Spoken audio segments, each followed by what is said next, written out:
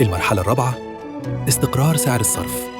مش شرط الجنيه يقوى فجأة، لكن المهم إنه يبقى مفهوم ومتوقع.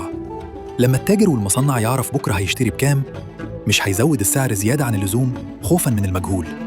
ولما الاحتياطي يبقى مستقر، الاستيراد يبقى محسوب، مش هلع ولا اندفاع.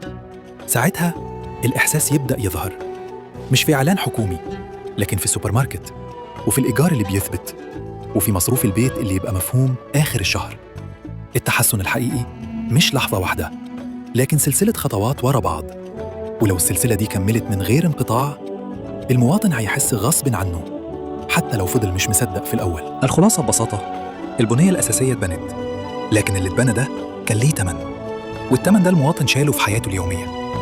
ما نقدرش ننكر التعب، ولا نقدر نقول إن الغلاء إحساس وهمي، ولا نقدر في نفس الوقت نتجاهل إن في أساس اتحط، ومشاريع بدأت تشتغل، ومصانع رجعت تنتج. بس لسه العائد ما وصلش للشارع بالسرعة اللي الناس محتاجاها. اللي محتاجينه دلوقتي مش تبرير ولا هجوم، لكن تفكير عملي. إزاي نخلي الفايدة توصل أسرع؟ إزاي نحمي المواطن لحد ما الدورة الاقتصادية تكمل؟ وإزاي نحاسب ونصلح ونكمل في نفس الوقت؟ القناة دي مش معمولة عشان تقولك الدنيا وردي، ولا عشان تقولك كله خراب. معمولة عشان نفهم ونسأل ونفكر مع بعض.